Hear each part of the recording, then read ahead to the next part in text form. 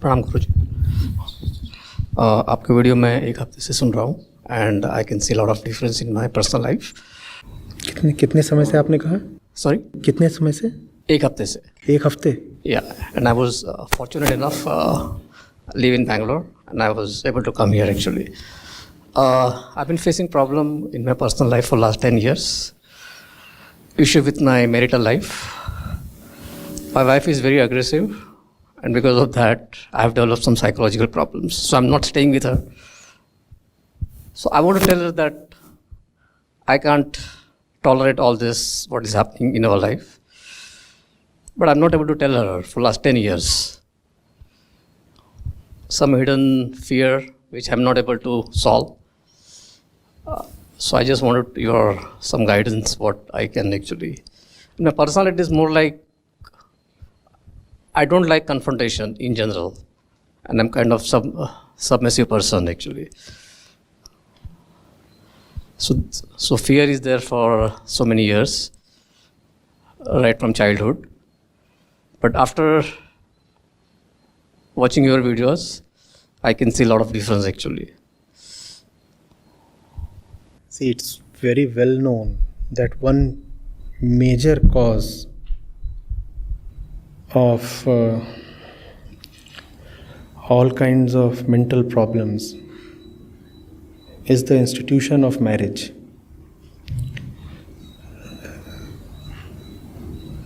The extent to which this institution contributes to neurosis is unmatched by any other cause.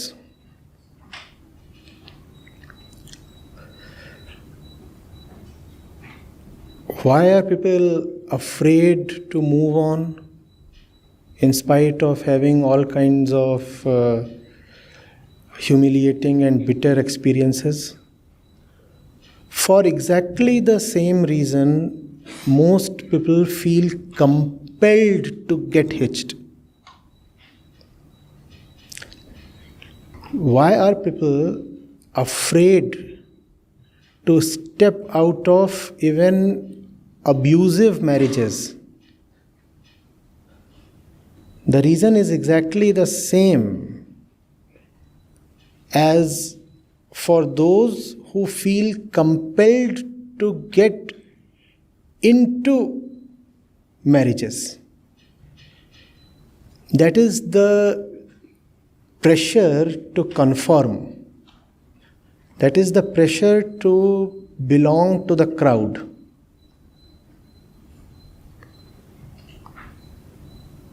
The fear to be labeled abnormal.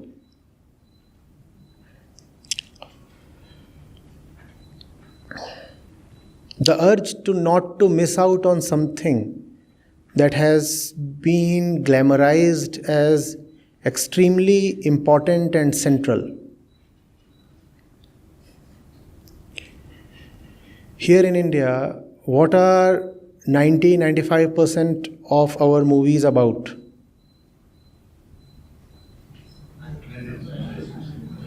Man and woman getting together, right? In some way or the other. Right? So that's what it is.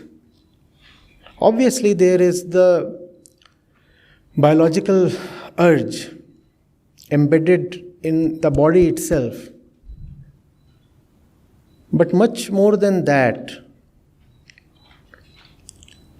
it is the social norm that first of all pushes us into this institution of marriage and then compels us to stay there even if that institution is sapping the very life out of us.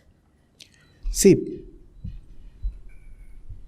don't we wear what Bollywood does or Tollywood or whatever, depending on your taste? We are in the south right now, so we speak the way they do. We even raise our kids the way they teach us to do. They tell us how to handle our maternity. They tell us how to be good parents. They are our teachers, mentors, guides, philosophers, de facto gods.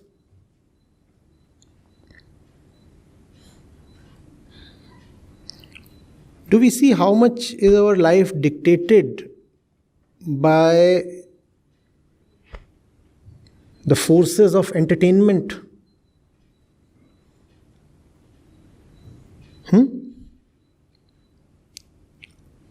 We spend such a lot of time on avenues of entertainment that we are bound to fully absorb the values they are giving us.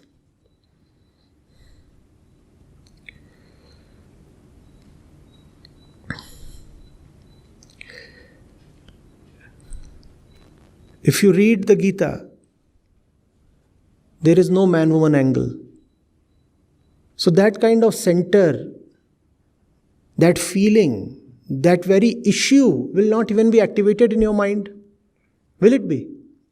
Some other more important issue will take dominance. No? What is the right action? When to indulge in a war and when to retreat? How to pick the right battle to fight? Who exactly am I? What is my relationship with the world? If you spend time with the Gita, these are the issues that will get activated within you. You will feel involved with these issues. Whereas if you watch a movie, what is the issue that will gain importance in your mind? How do I get my man? How do I get my woman? Right? Even if you go to the Ramayana, what you find is that a noble and honorable man is prepared to give up on marital, conjugal pleasure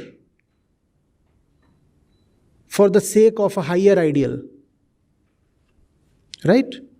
Now this kind of a higher thing you will never find in the avenues that supply you your values.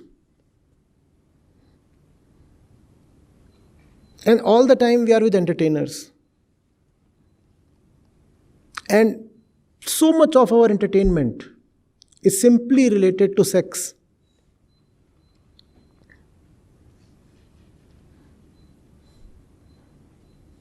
If you think of 10 jokes that make you laugh, 7 or 8 or 9 would be sex related, right? Directly or indirectly.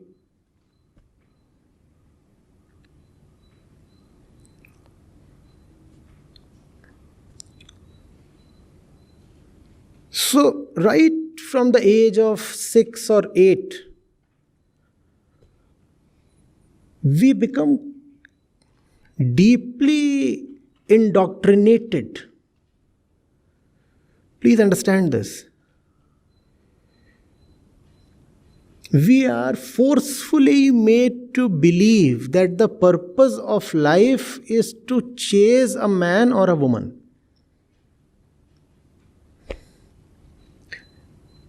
And the highest possible ideal is to spend time or life with some nice and right person. Right? That is what you also call as settling down.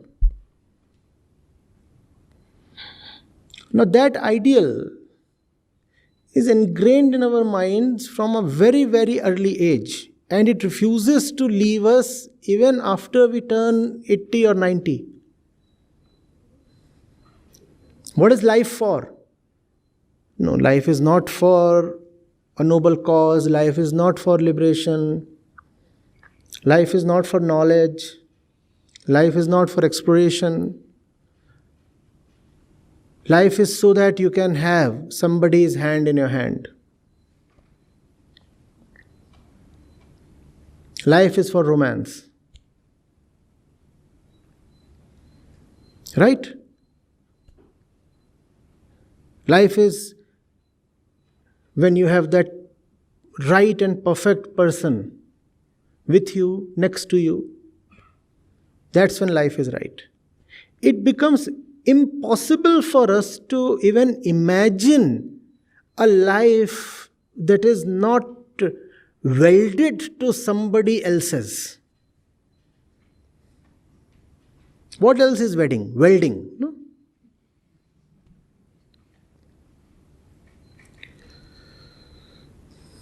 That's why so much fire is there.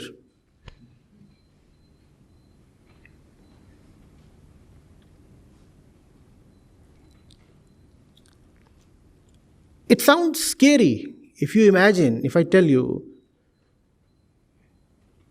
you have to spend your life without being hitched to some person of the other gender. Most of us will start feeling scared. I can understand the situation of those who are already welded.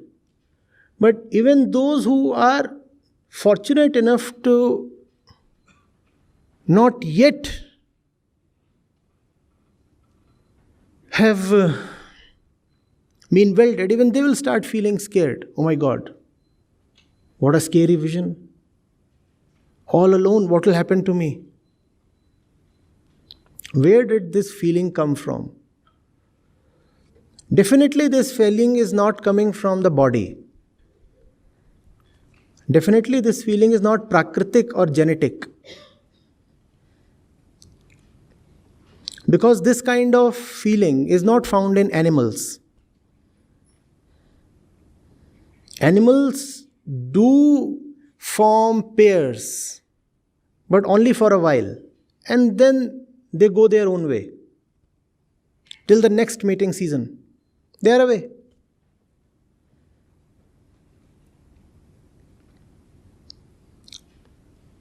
This kind of a welded relationship, this concept does not exist in Prakriti. So surely it is coming from the society, not biology. And from where in society is it coming? It is coming from our avenues of entertainment. Right?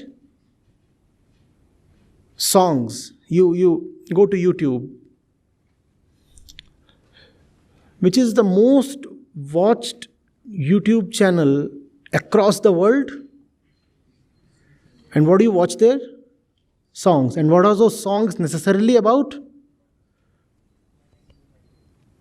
Man and woman, man and woman, man and woman, man and woman. The entire world is watching that. That particular channel is in Hindi. But even otherwise, east or west, that's what we are constantly crooning. Where is my man? Where is my woman? Where is my man? Where is my woman?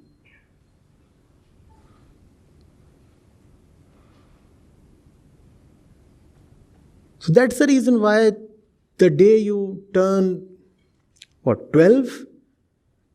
You actually start looking for a partner. I've heard kids of age 6 and 8 have boyfriends and girlfriends these days. That's because this mass culture through media is now reaching them even earlier. They all have mobile phones. So even they are thinking that the highest thing possible in life is a boyfriend or girlfriend. And if you have that, then you have arrived. You have succeeded.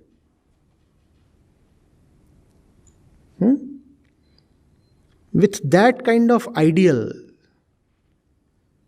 how will you ever have the courage to walk alone?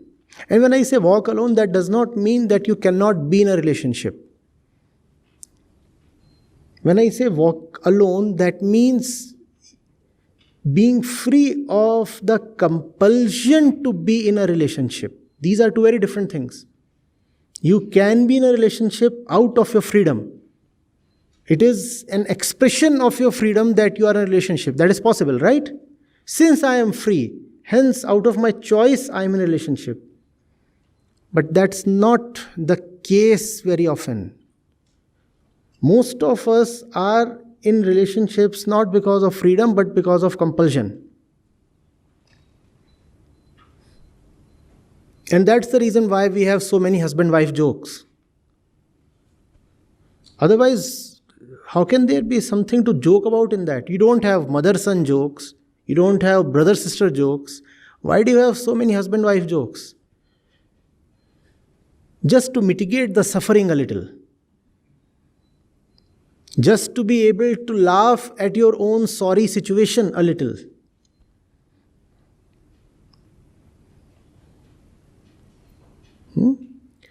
Isn't the mother-son bond an important one? Why don't you have mother-son jokes then? Why only husband-wife jokes? Because without joking, it will be even more difficult to tolerate.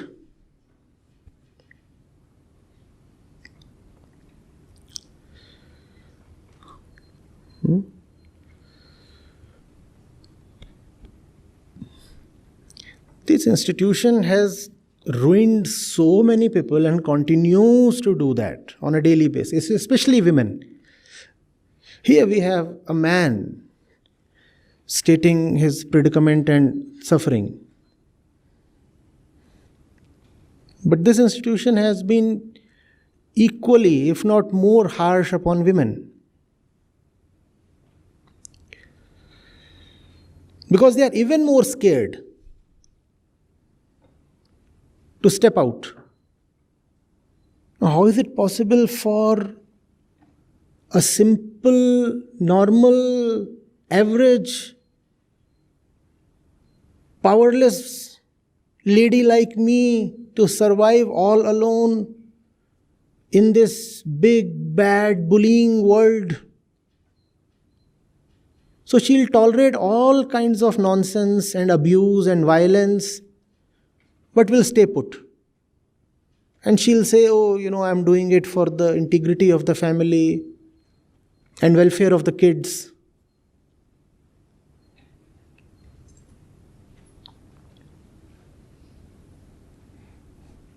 Same goes for men, because now women are as nastily empowered as men used to be. So they are as nastily exploitative as well.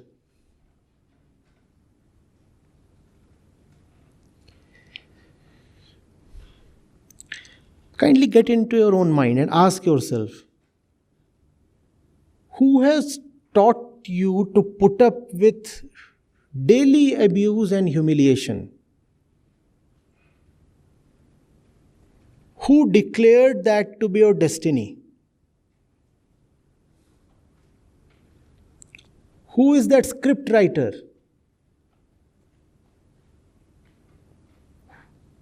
Whose is this decree that cannot be reversed?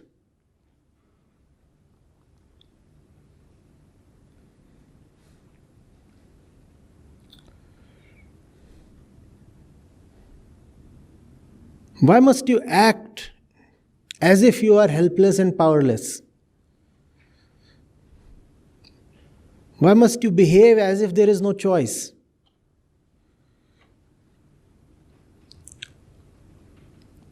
I do not know what you must do. You have been with me only since a week. I do not know the intricacies of your situation. But I can talk of a general principle. Nothing in life is irreversible, please. The only thing that you should never compromise on, never negotiate on, is the central purpose of life, and that is liberation.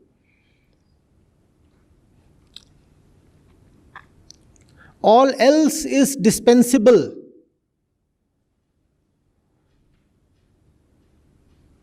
Nothing is cast in stone. You are free to be, you are free to not to be.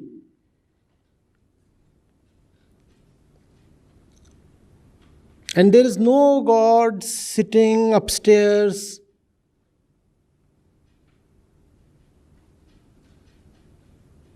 to declare a mandate.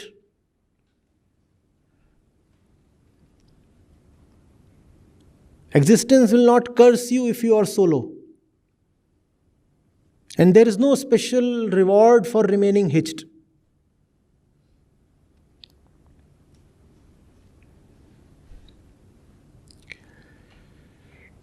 You know, the curse that we experience in our daily life acts both ways. One, we feel compelled to stay in rotten relationships. Second, we feel constrained from entering the right relationships. Both. And I'm not necessarily talking of, giving up on one woman and being with another one. No. The right relationship might as well with traveling.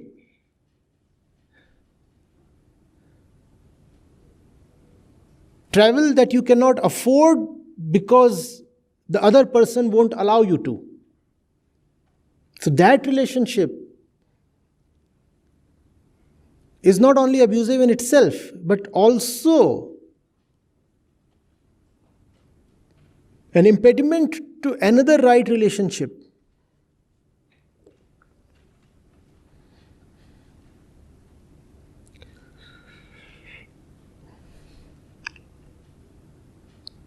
That's the reason why wisdom literature right at young age is so important. So that you may have higher ideals, especially girls. Both. It's the age of empowerment. Else the only ideal you will worship is the ideal of a couple, the happy couple. And that's the ideal almost everybody has. Done your UG, done your PG, now what? Now I will happily settle down. Now, is this what you did all your studies for? Yes.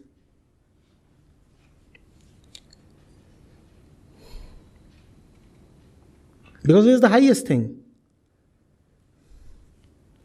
Didi, why did you quit your job, give up on your career? Why do I need to care for job or career or advancement or exposure or experience when I already have the highest ideal possible? And what is that? Hubby and puppy. The hubby was there, then came the puppy. Why do I need the job now? Because the highest I already have.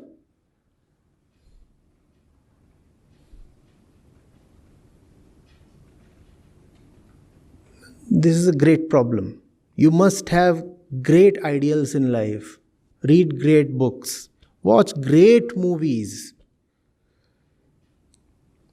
Seek the company of greats so that you can think beyond this man-woman game. There is no problem with being a man or a woman. The problem lies in compulsiveness. Do you get this? The problem lies in the feeling that this is compulsory and irreversible. That's where the problem is. It is neither compulsory nor irreversible. You have a choice.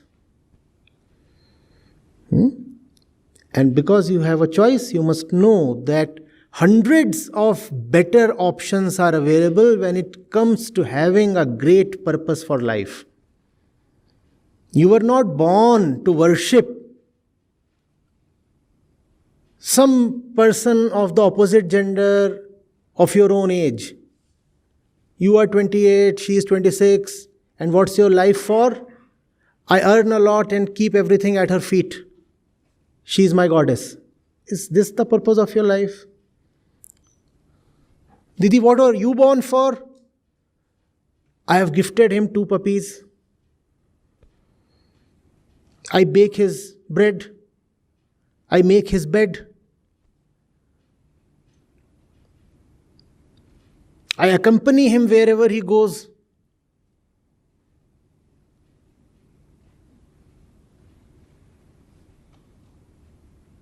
He performs on the stage. I manage the backstage.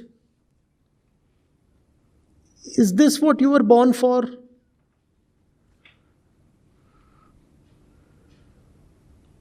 To breed puppies remaining backstage? You have nothing better to do in life? Ask yourself, do I have nothing better in life to do? One day you find some person has entered your life, your house, your bedroom. And that person becomes your entire universe. But why? What is the need?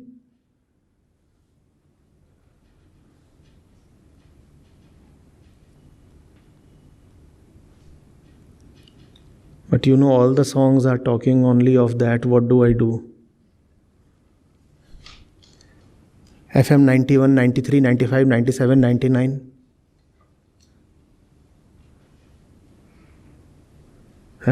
Only that is happening all the time.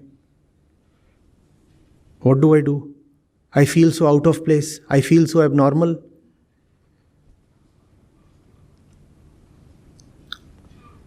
It's a huge universe. You don't need to look at everybody. When you are here, in this hall, in this auditorium, are you concerned with what is happening out there somewhere? Right? So have something worth attending to. Then you'll automatically become oblivious to all the nonsense in the world.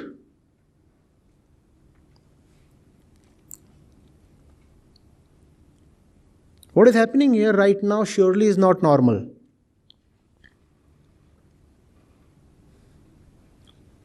No normal person would spend a weekend doing this.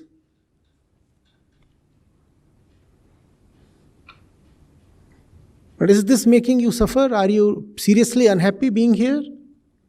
Why must you then be so bothered about what is normal?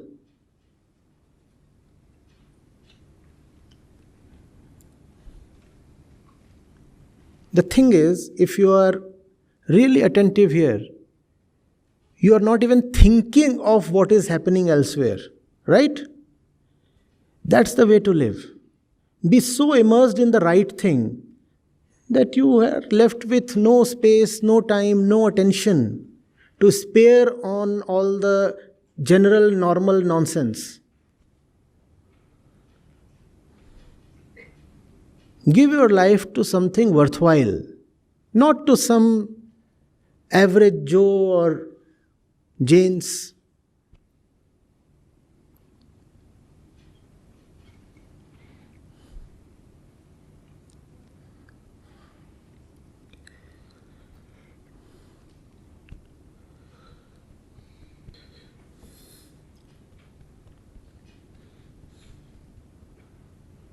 Be very mindful of where you get your entertainment from.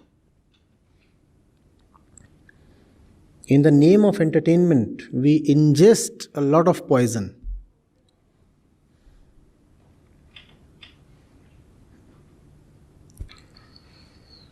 A lot of our entertainment is just about getting deeper into bondages.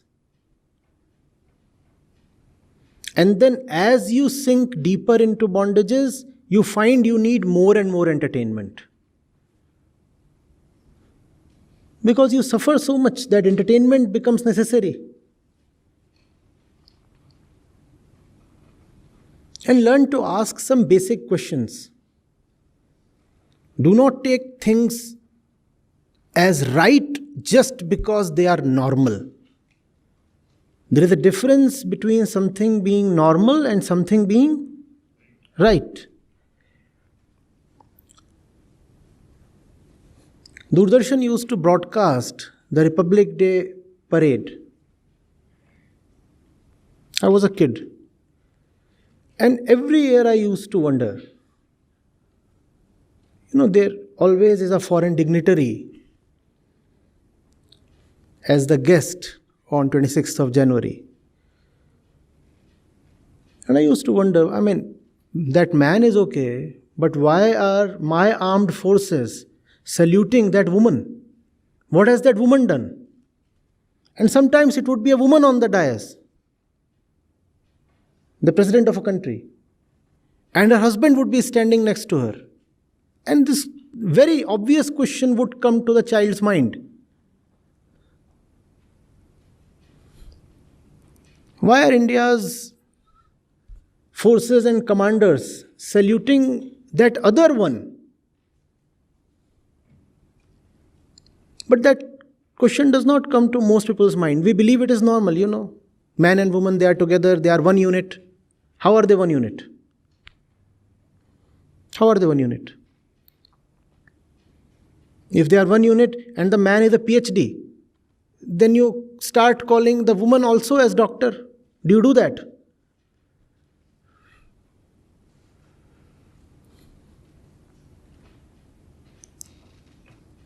But it appears so normal to us, no?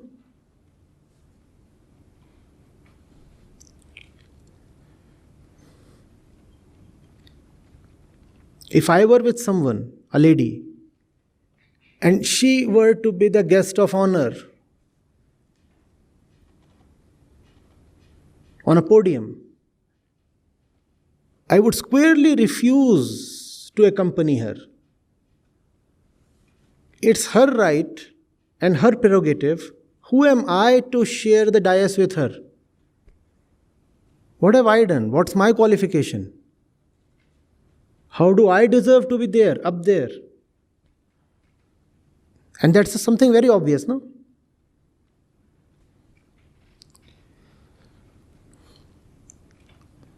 But we take this as normal.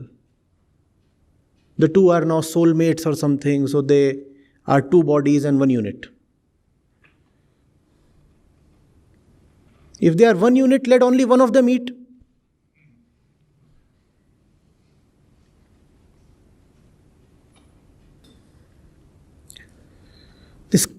This association that man is incomplete without a woman and woman is incomplete without a man is false, false, and false. Why don't you understand this? And for women, it is even more severe. They have been told that you are incomplete, not only just without a man, but also without kids. So you are doubly incomplete. First of all, you require a man and then you also require kids. Then you are entitled to feel complete. Otherwise, you must burn in self-pity.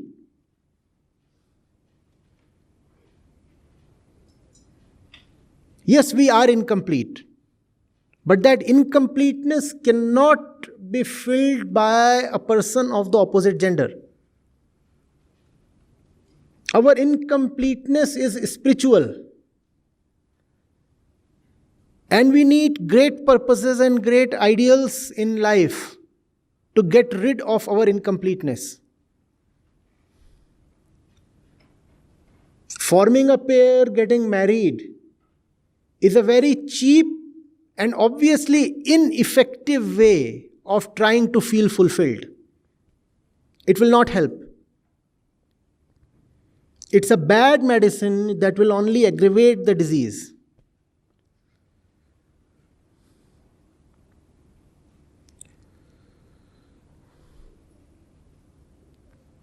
Think of the pleasure we have been tutored to experience in looking at a couple's picture. Somebody posts a solo, gets 200 likes. You get the drift, right? The same person poses with a partner and gets 800 likes. That's the message the society is always sending you. We want you to be normal. Pose with someone and then you oblige the society, rather you succumb to the society.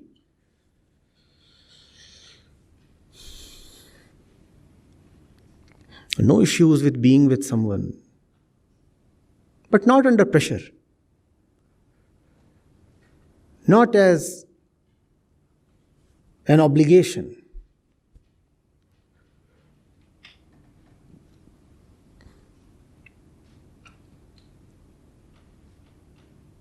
Not as a legal or religious liability.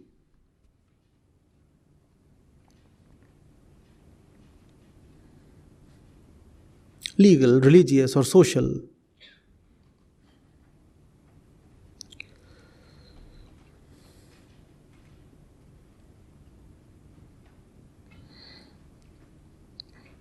And learn to avoid people who have nothing better in life than to copulate.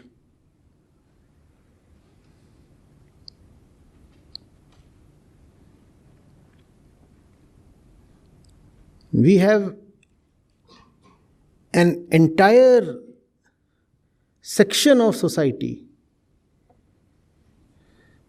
whose purpose in life is to ensure that people are quickly getting welded. Learn to avoid them.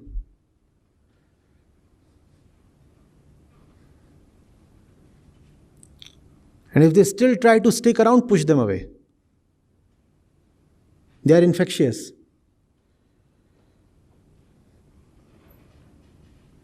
Sir, is it the right thing to do?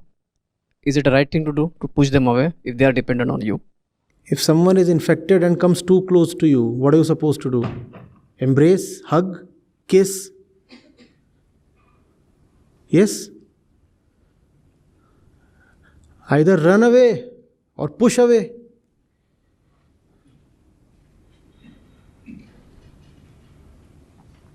What do you mean by right thing to do?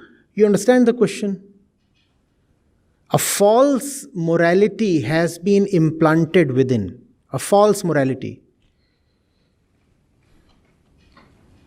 If someone is dangerous and toxic and coming close just to infect you, are you not entitled to take care of yourself?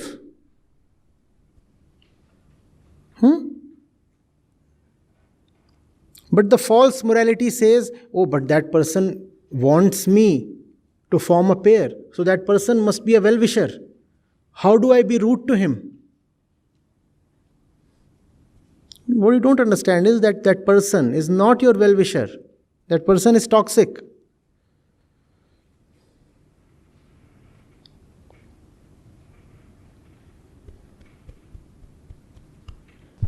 But then I feel sometime it may be my karma of past life or maybe this life, and because of that I have to suffer. That's the reason why instead of watching movies at age 10, you should be reading some wisdom literature and be acquainted with at least the fundamentals of Vedanta. Your suffering in this moment is not your stored karma or something. Your suffering is your own choice. Your own choice.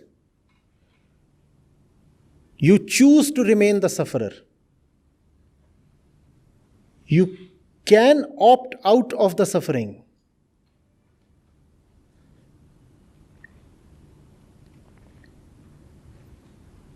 By choosing to suffer more, you are not getting any better.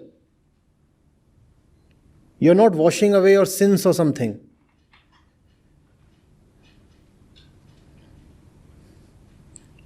But this country never really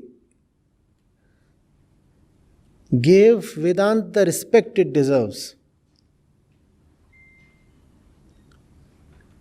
So if I am being discriminated against because of my caste,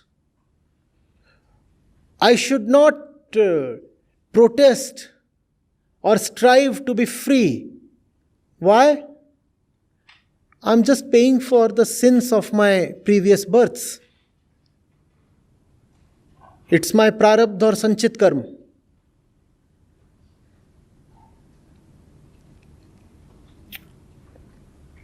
I was born in an economically disadvantaged home. I couldn't get proper education. So I don't have a standing in society. I don't earn much. I shouldn't strive to still surge ahead and do the best possible. I should simply bow my head down and tolerate whatever life is throwing at me. Why? Because it is just my old karma. What right do I have to rise, rebel, and break free? What is happening to me is just justice. I am settling old accounts. Where is the question of rebellion? One cannot rebel against justice, right? Now, when suffering is labeled as justice, then there is no question of freedom from suffering, right? You can always say, I am suffering because I did something wrong in the past. So let me suffer. That way, I'll be getting rid of my karmic debt. All kinds of fancy words are in circulation these days, no? Karmic ledger, karmic debt, karmic tax.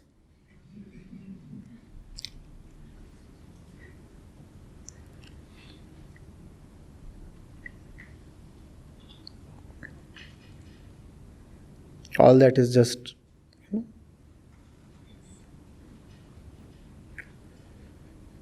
you have the power. Nobody is born to suffer. Suffering is a choice. And if you find suffering is inevitable, at least choose the higher suffering.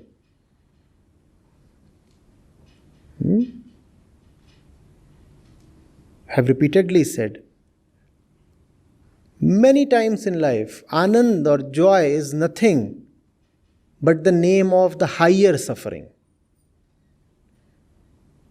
If you have to suffer, suffer at least honorably for a higher cause, for the sake of freedom.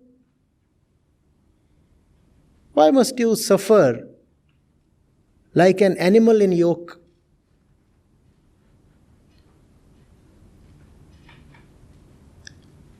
Like the donkey burdened with all kinds of trash. If you have to suffer, suffer like a warrior, fighting a great battle.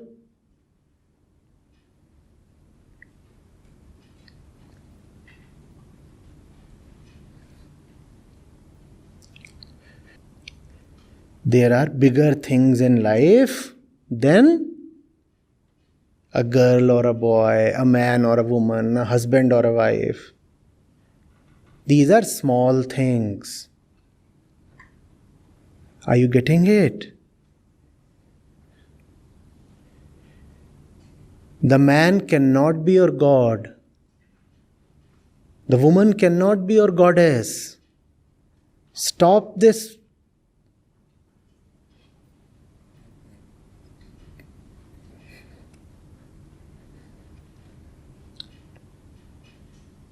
I'm still Googling within for the choicest abuse.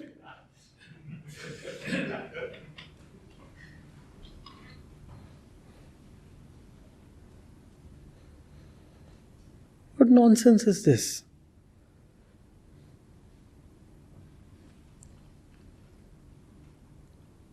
If you had so much fondness or dedication for anything high in life, you would have turned yourself into a de facto God. Look what you are dedicated to. Some piece of flesh, whose primary qualification is that the gender it carries is opposite of what you have. Now, how high or sublime is that? Tell me, what is the primary qualification of your husband or wife? Let's be very honest about it. Suppose your wife has the same gender as you. What place does she hold now? After marriage, you discover your husband is a woman. How much of great love and devotion would remain? Please. So the primary qualification is the gender. And let's be blunt. The primary qualification is the genital organ. Now what are you devoted to then? You are free to imagine, picturize.